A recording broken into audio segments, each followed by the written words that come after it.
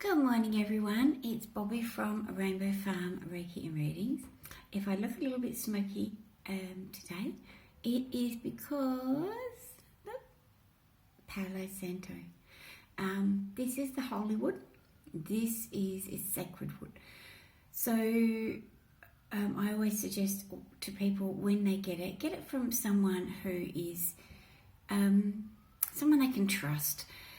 The reason being, this wood is not meant to be, these trees cannot be cut down. They have to naturally fall down and die and be on the ground for a certain period of time before they can even start to even think about. And there's ceremonies that need to be performed, basically asking if they can take pieces from them.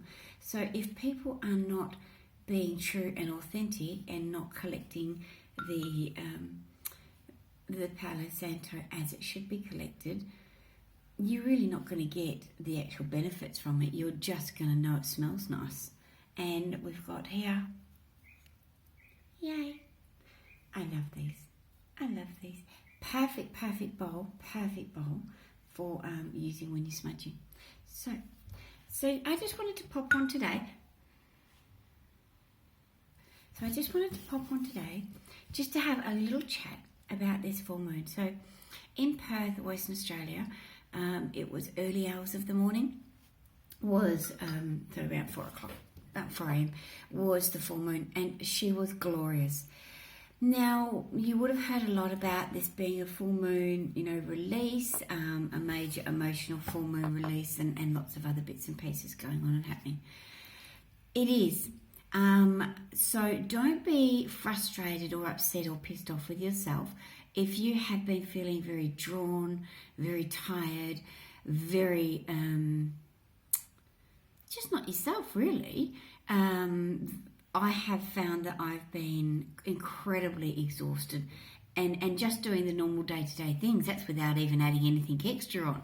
So I've been incredibly exhausted, and a lot of it is the energy. So what I'm really feeling is, so what I'm being told by my guides is that we are, most, definitely all empaths, are receiving downloads while we're sleeping. So when we wake up in the morning, we feel as though we have run a marathon and haven't even rested. And that's because when we receive the downloads from angelic form, from the universe, from spirit, whichever deity you wish to include, they are all part and parcel of it. So when we receive it, basically we shift out of our bodies so that then the energy can come through and settle into us, and then so it's almost like we astro travel for a little bit and then we come back and we're placed back in. With that's huge. That's absolutely huge. So then it takes quite a little while for those energies to shift and settle into place.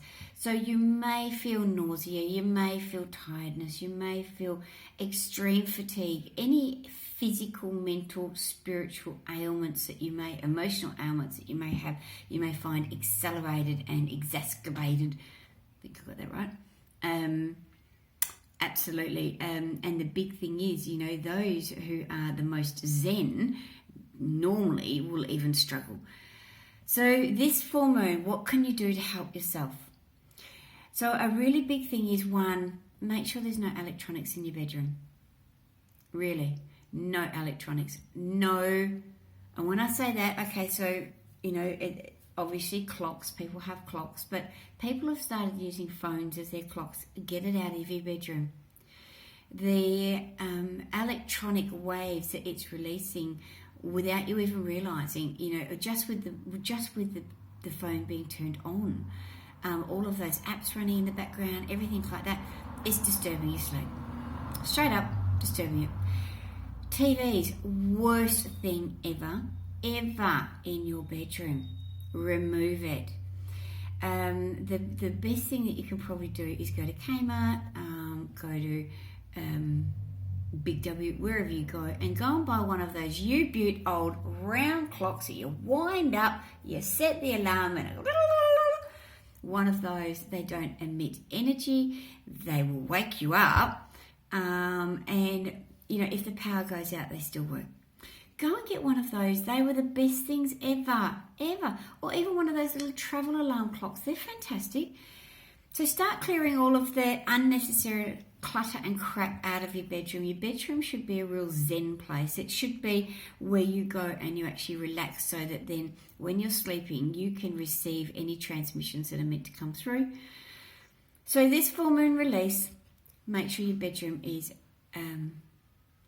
restful, zen, restful. Put dream catchers where they're meant to be. They're not meant to be wall art. They're meant to be above your bed to collect anything negative that drifts down overnight, and the dream catcher will catch it, and you put it outside every morning or at least once a week, so that then the sunlight can dissipate the negative dreams that have been caught in the spider's web. Get there and make sure that you've got some, I always have black obsidian or tourmaline by my bed, black kyanite, another one, so that then it absorbs any negative energy while I'm sleeping. A glass of salt water will do the same, but I have cats and they're dicks and they probably will try and drink it. So that's just in your bedroom.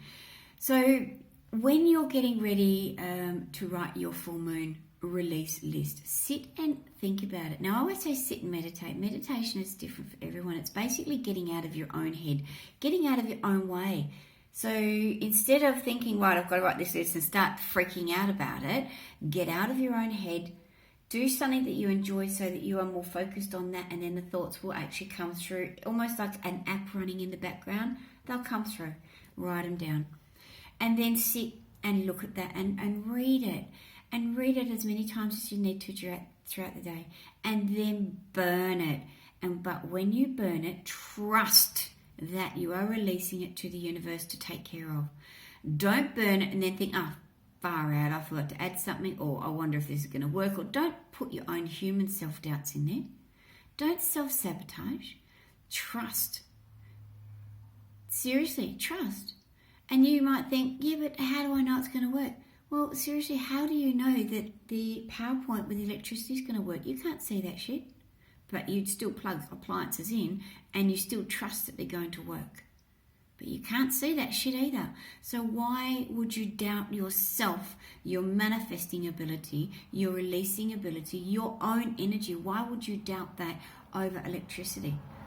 That's something to consider. You have the most amazing manifesting power. Use it. Absolutely use it. Sorry, coffee. So now you've written your list and you've burnt it. So what you're going to do is you're going to smudge yourself. I always recommend doing a huge big smudge on a full moon before you do your release list. When I say big smudge, I mean open every window, open every door. Don't have to open fly screens. Open every cupboard, every drawer, everything. Use a feather, use a book, use paper, whatever you got. Have you smudged it and waft that everywhere that you possibly can. Get in all the nooks and crannies. Do a big smudge. Cleanse the energy. But I also do a smudge around the outside of the house.